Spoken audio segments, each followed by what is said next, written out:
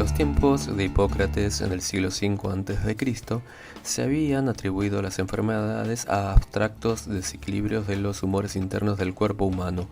Hubo que esperar al siglo XIX para que, de la mano de geniales investigadores como Louis Pasteur y Roberto Koch, quedase firmemente establecida la teoría del origen microbiano de las enfermedades infecciosas, según la cual estas son provocadas por gérmenes patógenos ambientales que penetran en el organismo sano.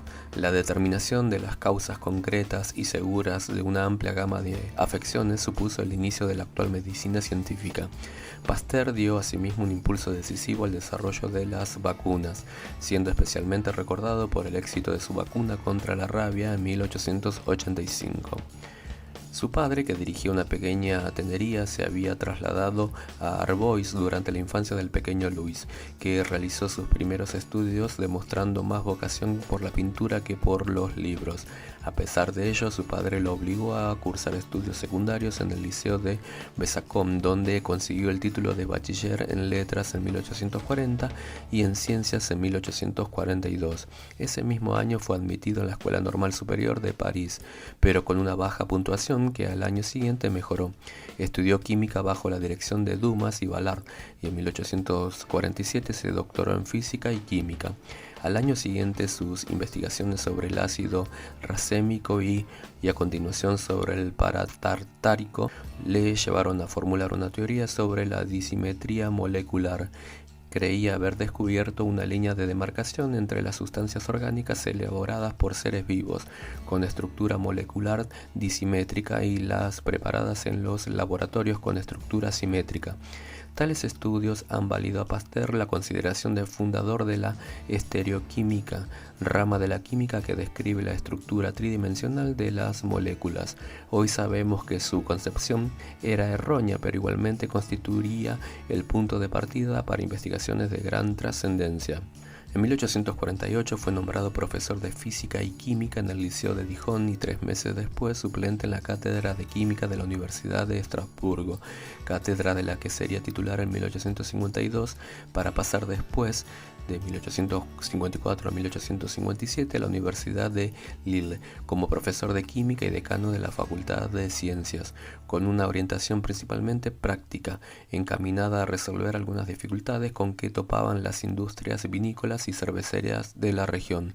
Louis Pasteur emprendió en Lille sus conocidos estudios sobre la fermentación.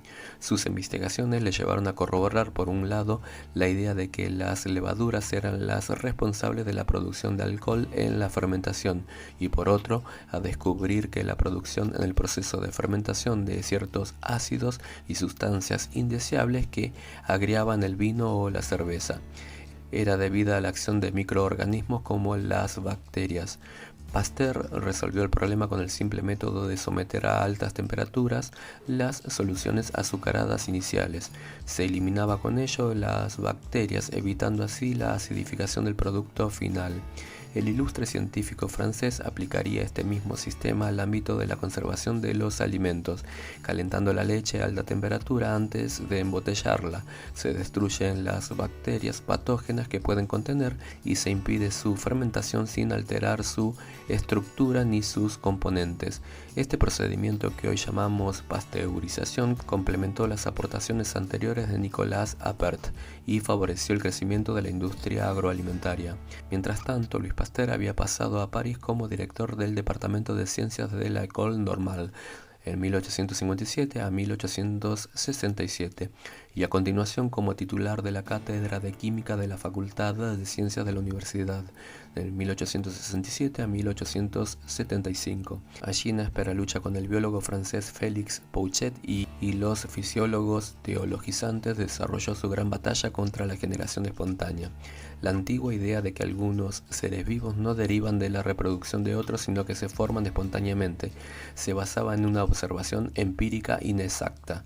De la carne de putrefacción, por ejemplo, surgen larvas de dípteros, y había mantenido su vigencia durante siglos. Al ser sostenida por autoridades como Aristóteles, aunque los experimentos de Francesco Redi confutaron ese ejemplo en concreto, el posterior descubrimiento de los microorganismos resucitó esta polémica, una de las más relevantes de la historia de la biología. Las investigaciones sobre la fermentación habían llevado a Pasteur a preguntarse si aquellos microorganismos que intervenían en la misma se formaban de manera espontánea o procedían del entorno.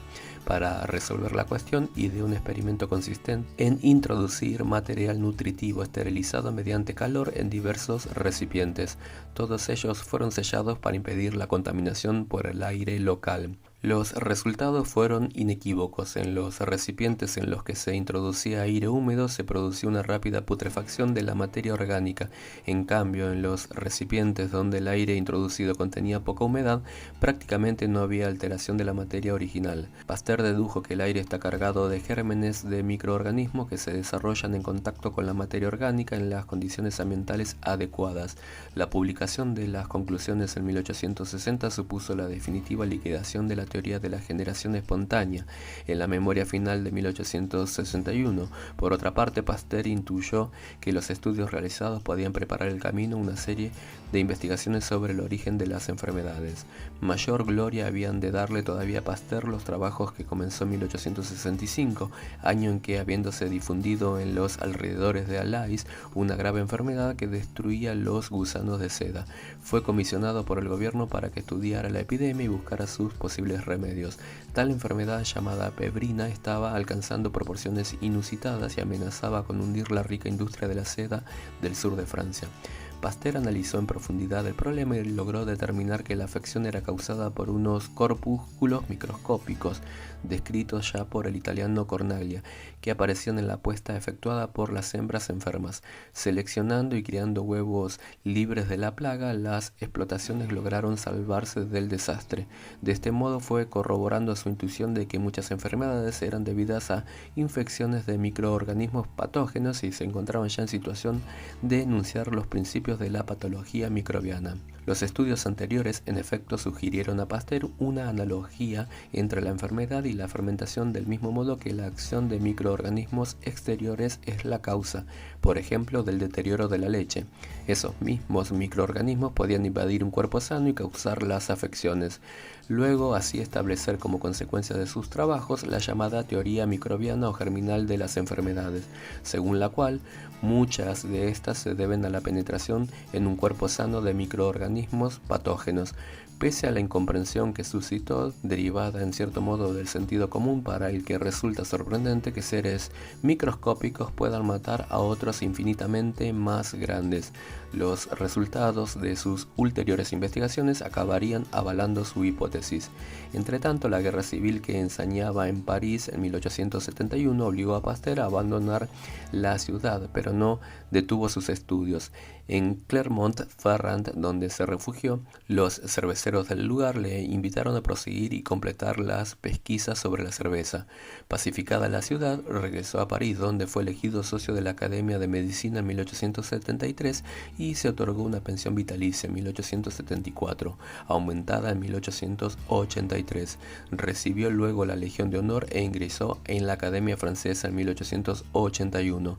Por esos años y ya hasta su fallecimiento, Louis Pasteur orientó su actividad hacia el estudio de las enfermedades contagiosas, partiendo del supuesto de que eran debidas a gérmenes que pasaban de un organismo a otro, logrando no solo confirmar su teoría, sino también desarrollar la vacunación como método preventivo. Conocida desde antiguo, el mecanismo de la vacunación es simple: estimular el sistema inmunitario exponiéndolo al microorganismo responsable de una determinada enfermedad, a fin de que en el futuro pueda responder de inmediato ante una eventual infección.